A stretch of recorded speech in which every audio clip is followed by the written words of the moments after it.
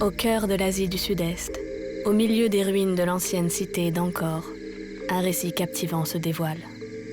C'est une histoire de grâce divine et de beauté intemporelle, tissée dans la trame même de cette terre. Bienvenue dans le monde des Apsaras, les danseuses célestes du Cambodge.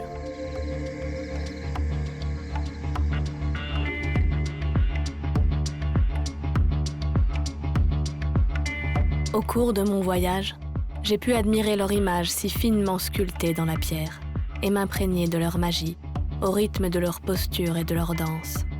J'aimerais vous montrer qu'elles ne sont pas seulement déesses et symboles d'une culture, mais aussi vecteurs de liens, créant des ponts entre les mondes.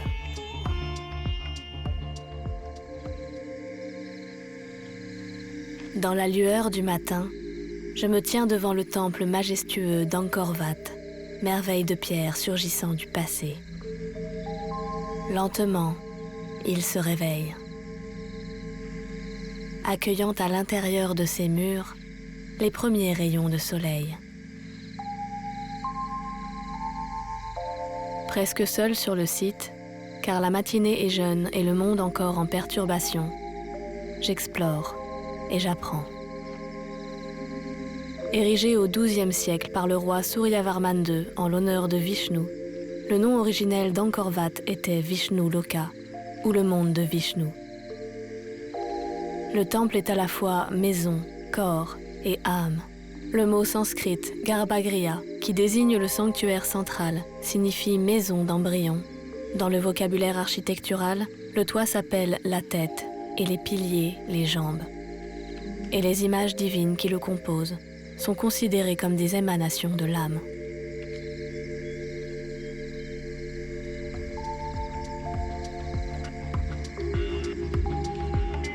Construit selon un plan symbolique représentant le mont Meru, la demeure sacrée des dieux dans la tradition hindoue, ces tours imposantes symbolisent les sommets de la montagne, tandis que ces galeries évoquent les rivières qui l'entourent. Dans les couloirs du temple, les bas-reliefs racontent des scènes mythologiques de l'hindouisme, comme le Mahabharata ou le Ramayana, mais aussi des scènes bouddhiques relatant la vie de Bouddha, à qui le temple est dédié depuis la fin du XIVe siècle. Parmi les Devatas, divinités en sanskrit, les déesses Apsaras émergent des brumes du passé et semblent prendre vie.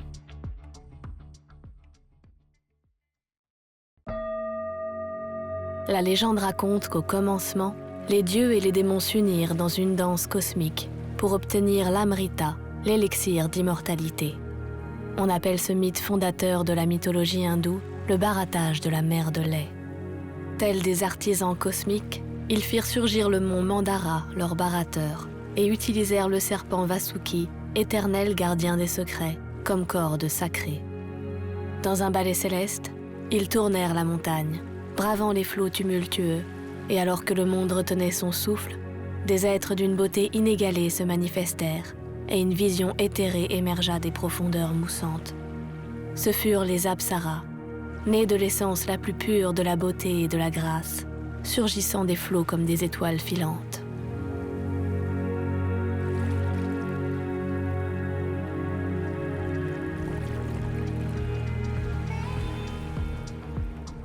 Je me laisse emporter par le charme de ces divines danseuses, qui sont plus de 1700 à donner vie à la pierre d'Angkor Wat.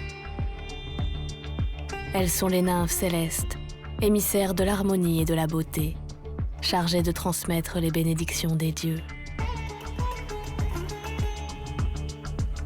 Porteuses de bonheur et de fertilité, leur présence est souvent associée à la protection des temples et à la bénédiction des fidèles. Organisé de façon hiérarchique, le temple accueille les Apsaras les plus richement ornés dans son sanctuaire central, où tout est plus raffiné.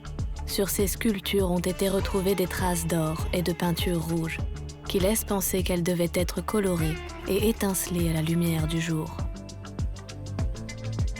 L'ensemble de leur parure, tiare monumentale, se nomme Mukhata. Il est composé d'un diadème surplombé de rosaces, de 1 à 7 pointes décorées de pierres précieuses, de joyaux et d'or. Inspiré de la flore, étroitement lié aux croyances au Cambodge, On y retrouve des entrelacements de fleurs de lotus, de cocotiers et de feuilles. Les apsaras sont présentes dans toute la cité d'Angkor et peuplent également les ruines du temple du Bayonne, connu pour ses gigantesques tours ornées de visages au sourire énigmatique.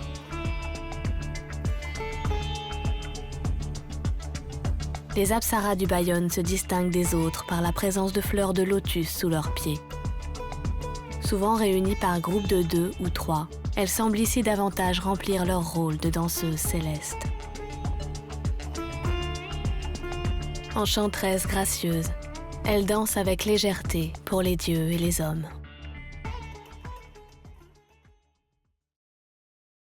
Aujourd'hui encore, dans la ville de Siem Reap, l'influence des anciens sculpteurs perdure. On dit que les artistes khmers savent insuffler la vie à la pierre, et certains d'entre eux continuent de prêter leur talent pour embellir le cœur de la ville. Située au nord du Cambodge, tout près de la cité d'Angkor, Siem Reap mêle mythologie ancienne et vie quotidienne. Les rues, telles des galeries à ciel ouvert, présentent de nombreuses sculptures de pierre qui rendent hommage aux dieux de la mythologie. Vasuki, Brahma, Vishnu et Shiva assurent parfois la traversée d'un pont ou gardent l'entrée d'un hôtel. À l'écart des rues principales, je découvre l'enceinte du temple de Wat Damnak, qui abrite une pagode bouddhiste et un monastère pour les moines apprentis. Ici, tout semble échapper au tumulte de la ville. Le calme demeure. La nature encercle les architectures sacrées qui perdurent sous la protection et l'œil bienveillant de Bouddha.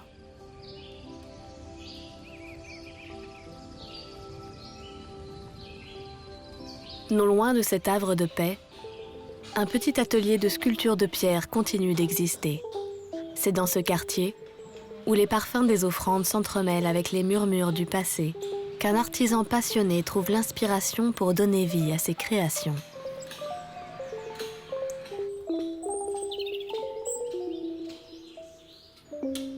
Laissez-moi vous présenter Poi Poi, qui perpétue l'héritage des apsaras à travers son art. Dans son humble atelier, chaque coup de maillet est un acte d'amour, une danse intime avec la pierre, faisant naître une œuvre nouvelle.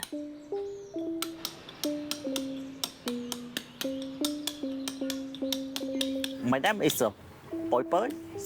It's a stone carving here in Siem Reap of Cambodia. I studied with my older brother from 1999. When I study at the school, I have the time, 1 hour, 2 hours. I carve with my older brother. And then I can carve by myself, so I get this my job. I forgot to do by hand, handmade. Yeah, by hand. But some motor cut one piece like this, or like this, I need the motor to cut.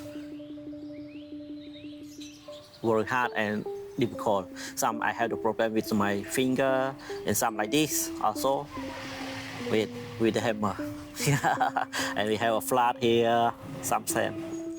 Artisan du sacré, Poi Poi se consacre à la renaissance et à l'immortalisation des divinités au sein du monde moderne. Mais avant tout, c'est un métier qui lui permet de nourrir sa famille.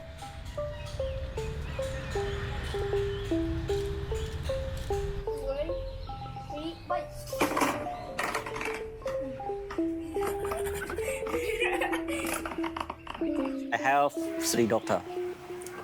3 daughters. Yes, my wife, he is a teacher, also Khmer teacher, in the primary school here. Wat Damnak. Mariés depuis 18 ans, lui et sa femme, Supi, doivent tous les jours travailler pendant de longues heures pour pouvoir assurer un avenir à leur fille. Maybe 10 or 11 hours. 10 hours, I think. I make by myself, so some I need. That means I need a lot of money for my family.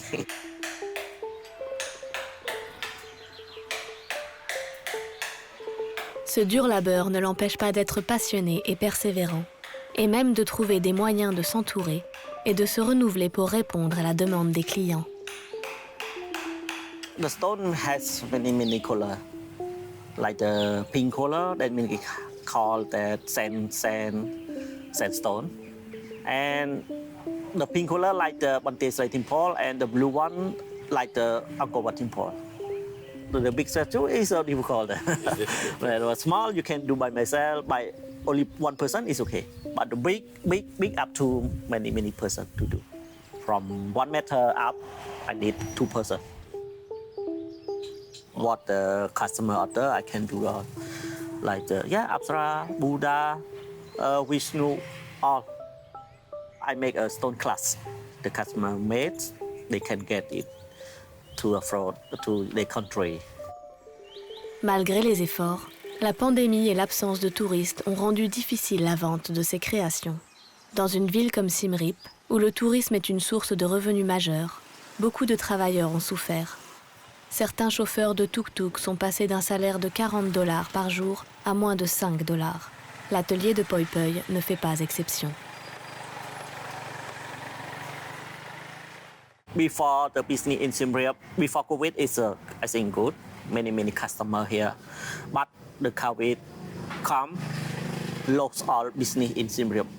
And in the COVID, I make the small Buddha like that, the small for the necklace, for the Khmer people, not for the foreigner. Many the Khmer people they need, but now it's better. The COVID is dropped, I think, step by step. Yeah. Mais le monde change. Et s'il y a de plus en plus d'espoir pour que les touristes reviennent, le travail de Poi Poi est aussi menacé par un autre danger.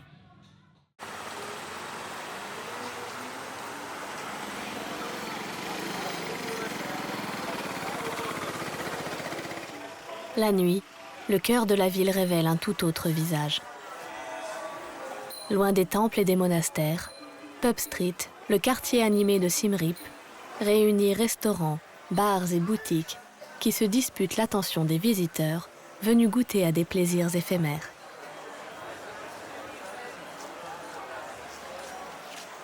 Dans cette atmosphère dénuée d'authenticité, axée sur la consommation touristique, les flux du temps emportent avec eux les traditions sacrées.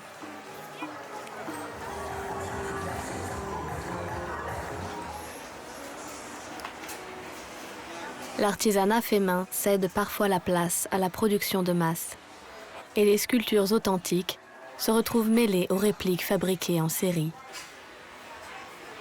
Les souvenirs bon marché envahissent les étals, éclipsant la véritable essence des dieux, étouffant le murmure des apsaras dans le cœur des visiteurs.